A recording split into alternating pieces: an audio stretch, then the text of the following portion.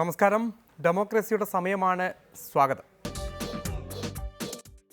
ജനരക്ഷാ പരീക്ഷണം കഴിഞ്ഞതോടെ മാർക്കിടാൻ കോടിയേരിയെത്തി.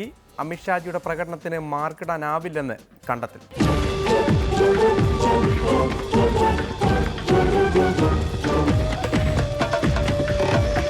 കാട്ടുപുലി പൊന്മാനാകാൻ ശ്രമിക്കുന്നത് പോലെയാണ് കൊലപാതക രാഷ്ട്രീയത്തിന്റെ ചേറിൽ പൂണ്ട് കിടക്കുന്ന അമിത് ഷാ സമാധാനത്തിന്റെ സുവിശേഷം പറയാൻ വേണ്ടി കേരളത്തിൽ വന്നത്.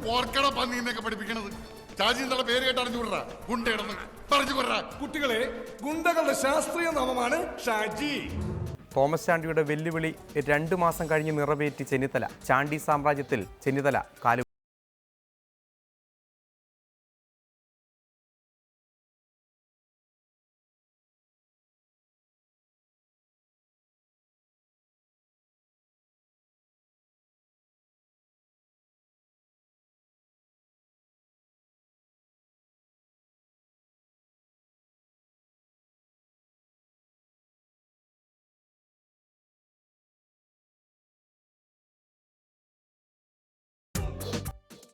ഇന്നസെന്റ് ഹിന്ദി പ്രാവീണ്യത്തെ സ്തുതിച്ച് സത്യൻ അന്തിക്കാട്. मैं अभी हिंदी में बात करने को मैं तैयार है, फिर मैं बात किया तो भी आपको समझता नहीं, मुझको भी समझा नहीं, इसलिए मैं मलयालम में बात करता है. देखो जी, എനിക്ക് ഇവിടെ സംസാരിക്കാനായിട്ടുള്ള रहे हैं वो खुद भी इससे जूझ रहे हैं, जरा उनकी चिंता करो प्लीज. हमको पीने के लिए नारियल का पानी लाओ. അപ്പൻ രാഷ്ട്രീയക്കാരനായതുകൊണ്ട് കുടുംബത്തിനുണ്ടായ രഹസ്യം വെളിപ്പെടുത്തി ഇന്നച്ചൻ.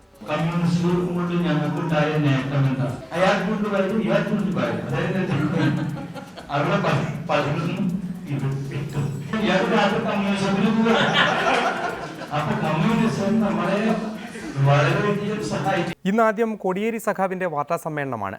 പതിവ് പോലെ BJP സ്തുതിയാണ്. പുതിയ വിഷയം ജനരക്ഷാ യാത്ര അവസാനിപ്പിച്ച പശ്ചാത്തലത്തിൽ അമിത്ഷാ ഇവിടെ വന്നതുകൊണ്ടൊന്നും ആരും പേടിക്കില്ലെന്നും പുലിയായി വന്ന അമിത്ഷാ എലിയായാണ് തിരിച്ചുപോയതെന്നുമാണ് ഈ യാത്രയെക്കുറിച്ചുള്ള റിപ്പോർട്ട്.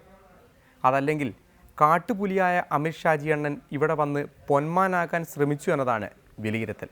എന്തായാലും ഇവിടുത്തെ CPMൻ്റെ ബലം കണ്ട് ഷാജി അണ്ണൻ പകച്ചു പോയി കാണുമെന്ന് കോടിയേരി മനസ്സിലാക്കി.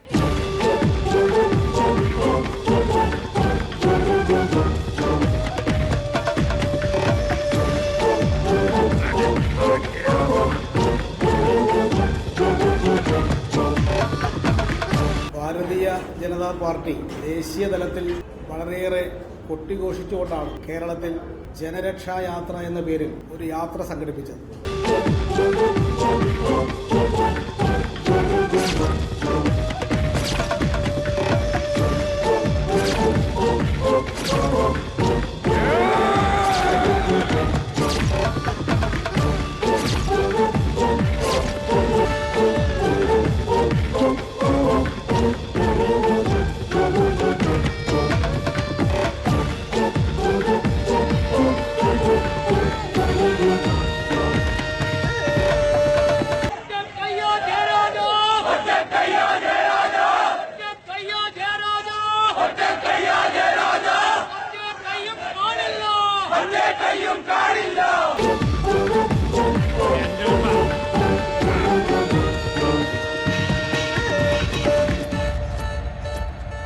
ഷാജി ഇല്ലാത്തോണ്ട് കുറച്ചു നാളത്തേക്ക് ഒരു മനസമാധാനം ഉണ്ടായിരുന്നു. ഇനിയിപ്പൊ ഡെൻവറാസൻ ബ്രാഞ്ചും കളത്തിൽ സ്ട്രോങ് ആകും. ആരാ ഇവരൊക്കെ? ആരാന്നാ പെറ്റ് വീണപ്പോ തന്നെ കൈ കൊച്ചു വിച്ചാത്തിയായിട്ട് എണിച്ച കേടികളാടും. അതിൽ BJP നടത്തിയിട്ടുള്ള പ്രചരണങ്ങളെ കേരള ജനതയെ ആകർഷിക്കാൻ കഴിഞ്ഞില്ല എന്നതാണ് ആ യാത്ര സമാപിച്ചപ്പോൾ ദൃശ്യമായിരിക്കുന്നത്.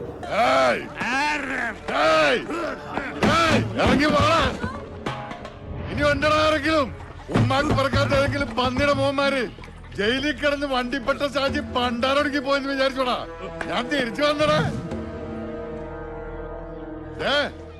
എല്ലാ നാറുകളും കേൾക്കാനാ പറയണത്. ഇപ്പൊ ഇവിടുന്ന് പോയ കുറെ പൊളിരന്മാരുണ്ടല്ല, അവന്മാരുടെ എങ്ങനെ നിഴൽവട്ടം ഇനി ഇവിടെ കണ്ട ഓക്കത്തിന്റെ കൊടരുത ദിങ്ങനെ വലിച്ചെടുത്ത് പോട്ടിക്കലുണ്ടാക്കും ഈ ഷാജി. बार बार हमारे कार्यकर्ता के साथ में इसी प्रकार से आंख दिखाने की स्थिति होगी तो हम घर में घुसकर आंख निकाल देंगे. കേരളത്തിലെ ജനങ്ങളെ സ്വാധീനിക്കാൻ ഈ യാത്ര വഴി BJPക്ക് സാധിച്ചില്ല. ഈ ഡെൻവറാശാലിന്റെ ടൈം കഴിഞ്ഞു പോയത് കരുതിയേക്കണ സകല ഡാഷുകളും കേൾക്കാനാ പറയണത്. കണ്ണൂർ, വെയ്യൂർ, തിരുവനന്തപുരം, കേരളത്തിലെ 3 സെൻട്രൽ ജയിലും ഡെൻവറാശാലിന്റെ തറവാട് പോലെയാണ്.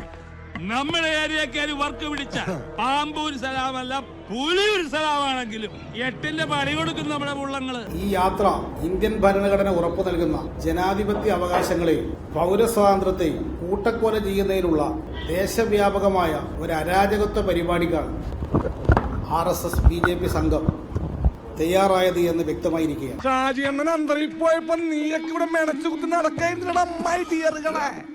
വേണ്ടാന്ന് വിചാരിച്ചപ്പോ എല്ലാവരും കൂടി തലേ കയറി തിണ്ണം മെഴുകി നിരങ്ങി. നിനക്കൊന്നും അറിയേനെ ഈ വടിവാൾ പ്രാചീനെ. ഞാൻ കരിച്ച വാളെടുക്കും, അടിച്ച വാള് വെക്കും.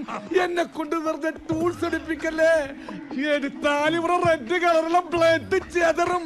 കേട്ടാടോ ബ്ലഡി പോർക്കുകളെ. കാട്ടുപുലി പൊന്മാനാകാൻ ശ്രമിക്കുന്നത് പോലെയാണ് കൊലപാതക രാഷ്ട്രീയത്തിന്റെ ചേറിൽ പൂണ്ട് കിടക്കുന്ന അമിത് ഷാ സമാധാനത്തിന്റെ സുവിശേഷം പറയാൻ വേണ്ടി കേരളത്തിൽ വന്നത്. ഇത് പരിഹാസ്യമാണ്. ഷാജി എന്നും കൈ നീട്ടി ഒന്ന് തന്നാലുണ്ടല്ല, നീ രണ്ടിനും കൂടി ഒന്നിച്ചു പോകും.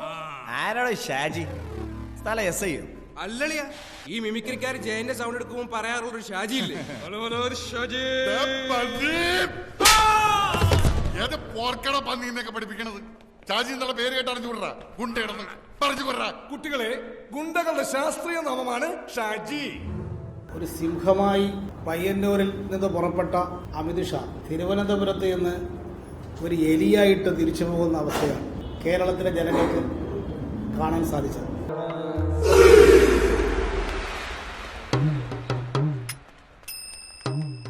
ചക്ക് ദേ ഇന്ത്യ.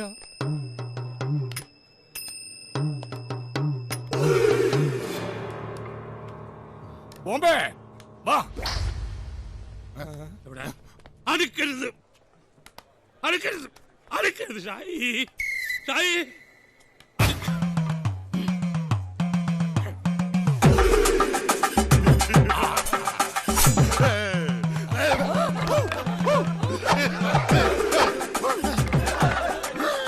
ജീവനി കൊതിയുള്ളവന്മാര് വല്ല കുണ്ടിലും പോയി ഒളിച്ചോട്ടാ.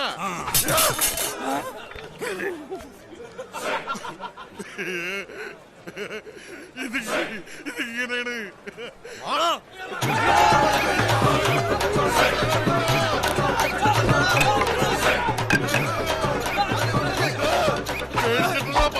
എന്നെ കൊലപാതകയാക്കരുത് പറഞ്ഞേക്കാം.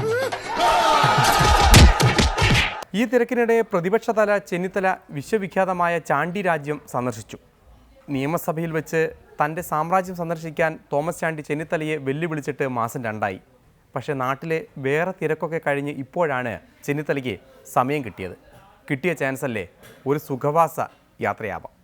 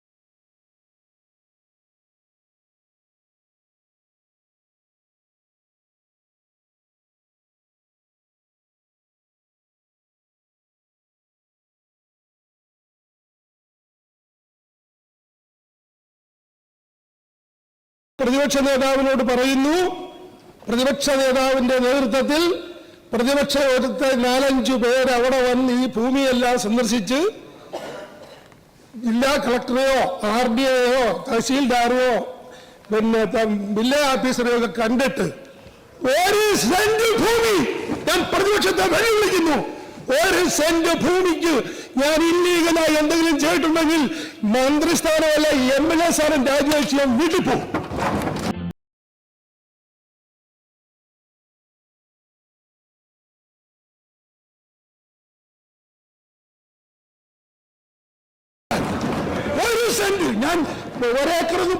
1 സെന്റ് നിയമപരമല്ലാതെ ഞാൻ അവിടെ ഒന്നും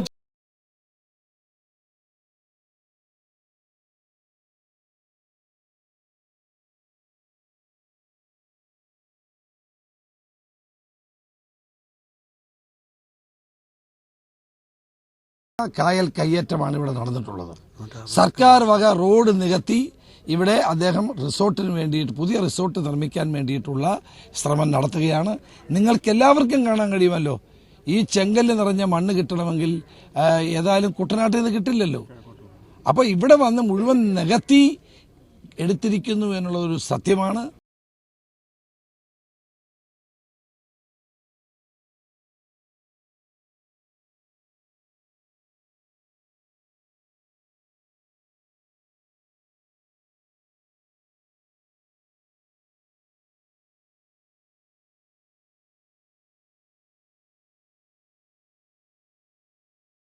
ഇവിടെ വരണമെന്നാണ് അദ്ദേഹം പറഞ്ഞത്.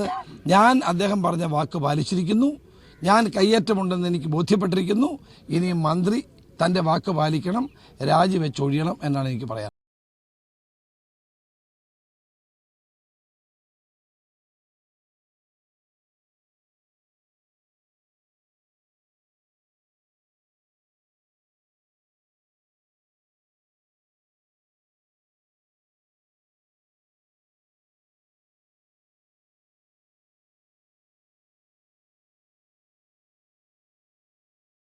ചെന്നിത്തല ആയതുകൊണ്ട് തന്നെ വലിയ നേതാവിനൊപ്പം തൊട്ടുരുമി നടന്ന് ഫോട്ടോയിൽ കുടുങ്ങാൻ ചെറിയ നേതാക്കളുടെ തിരക്കായിരുന്നു. ആ തിരക്കിനിടയിൽപ്പെട്ട് ഒരു തരത്തിലാണ് ചെന്നിത്തല സന്ദർശനം പൂർത്തിയാക്കിയത്.